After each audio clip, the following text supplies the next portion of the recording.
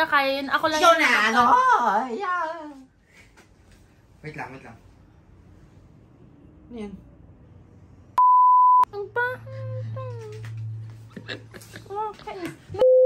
Hi guys! What's up? It's me, Nerissa Sharon. Welcome back to my YouTube channel. And for today's video, kasi ang dami nagko-comment sa TikTok ko na mag-room tour daw ako. So ngayon, makakapag-room tour na ako kasi naayos na namin yung mga kailangan sa kwarto at saka kung ano yung mga dapat ayusin doon. So, yung kwarto pala ngayon na i-room tour ko, yung kwarto dati nila Ate Mia. Kasi marami nagtatanong sa akin bakit kami nagpalit ng kwarto. So, ang reason kung bakit kami nagpalit ng kwarto, kasi yung kwarto namin sa taas dati, maluwag. Syempre, magkaka-baby na sila. Pag dito kasi sila sa kwarto sa baba, hindi kakasya yung mga gamit ng bata, hindi kakasya yung mga crib.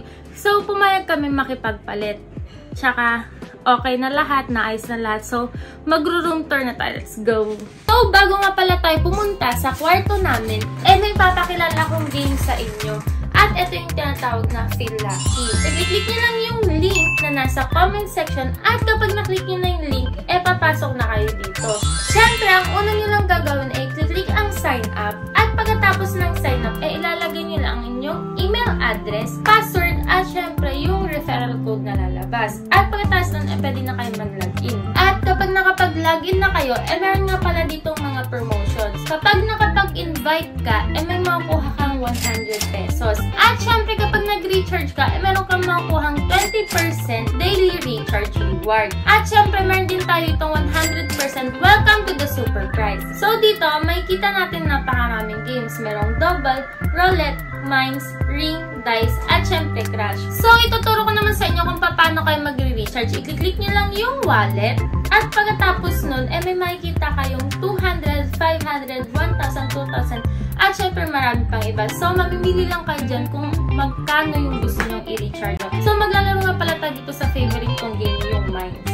Yan. So, magbibet nga pala tayo dito ng 160. Yan. So, binet ko na siya. Tingin ko dito sa my left side. Coins.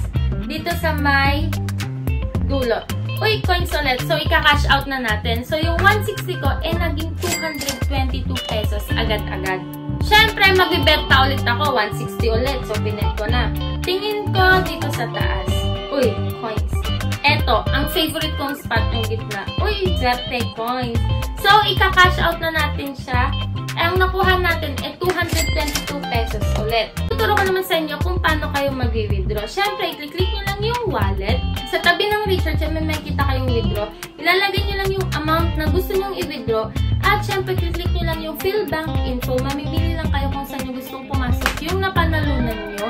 At pagkatapos nun, pwede nyo lang i-withdraw. Kita nyo guys, ganun lang kadali manalo dito sa Feel Lucky. Kaya ano pang hinihintay nyo? I-click nyo yung link na nasa baba at tara na maglaro neto.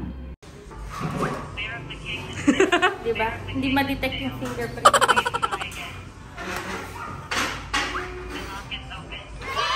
So, part talaga namin to. Yan. Open natin ulit. So, pasok kayo sa aming kwarto. Yan. So, pinalitan nga pala namin yung doorknob for security.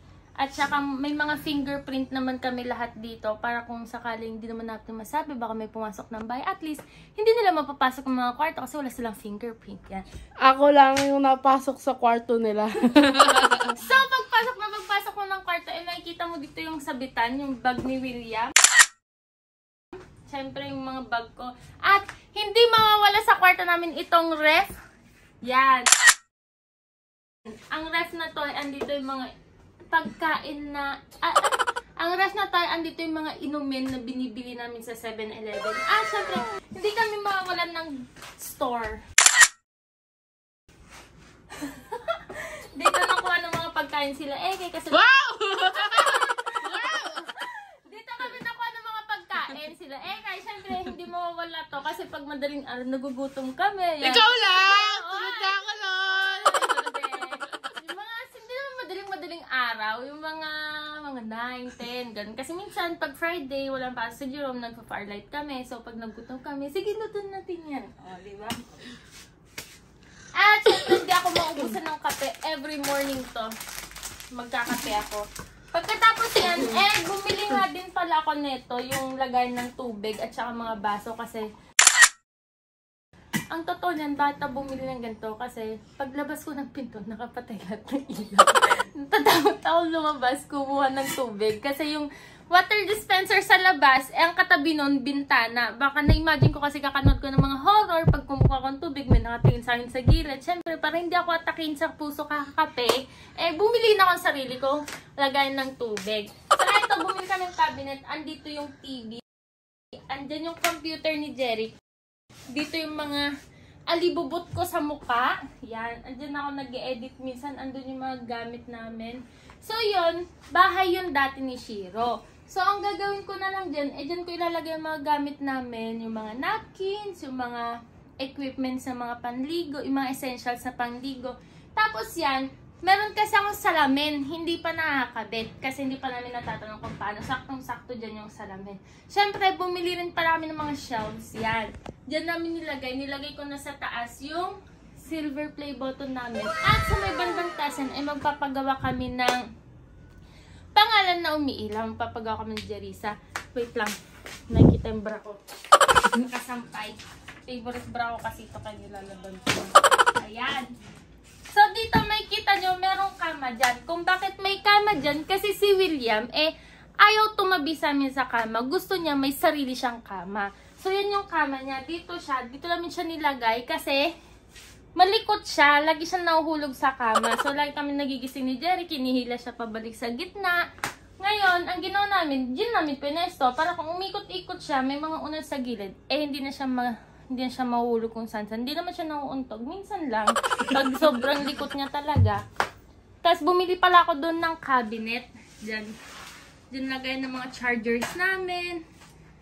Tapos ito yung magulo namin kama. Ito ang cabinet ni Jerry. Parang maganda ka sa buhay mo. Parang kailangan ko ba talaga gawin ito? Hiningal ka ako kasi bilis ko magsalita. So, dito yung mga gamit ni Jerry. Dito ko pinesto kasi para pag may napasok. Bakit? Bakit? Ano yun? Nagpa-vlog ako. Ano yung binablog mo? Nagpa-vlog ako ng room tour. Dito ko nilagay yung mga damitan ni Jerry. Dito ko pinili para pag Sarap, pumiga. Tulog mo na ako. para pag maliligo siya, malapit lang ang laundry basket dyan sa ilalim at malapit lang siya sa CR. Kaso, hindi ganun nangyayari. Tapon dito, tapon doon. Parang yan, yung jacket na yan, sa kanya ulit yan. Dito naman yung gamit namin ni William. So, dito sa itaas ay yung mga sapatos namin. Kung nagtataka kayo, wala kami mga sapatos dun sa gilgid. Kasi dito namin nilagay. Tapos yung mga extra gamit ay nasa taas. Kung bakit nakabukas yan, kasi hindi pa kami nakabili nung, anong tawag mo? Ano? Yung pang stop. Closing cabinet. Basta yung parang stopper dyan, di pa kami nakakabili. Tapos dito naman yung mga gamit namin, mga towels, underwear, sa dalawa, magkaiwalay. Tapos doon sa kabila, meron kaming suksukan ng mga extra na mga bedsheets. So, napagod ako dito sa room tour na to. Uy, tingnan mo to. Bakit? Naligo ka na ba? Oo, 3 beses ako naliligo sa isang araw. Hindi pa naligo, nag-base lang yan. Sabi niya maliligo siya kagabi. Dugyot talaga to. So, yun lang guys. Sana nag-enjoy kayo sa room tour namin. Hindi naman to big na room. Small na room lang. At kung napapansin nyo pala, wala na yung mga wallpaper dyan. Kasi, pinapalitan na namin siya ng pintura. Pinatanggal namin yung wallpaper para mas maliwanag. Para maliwanag ang buhay.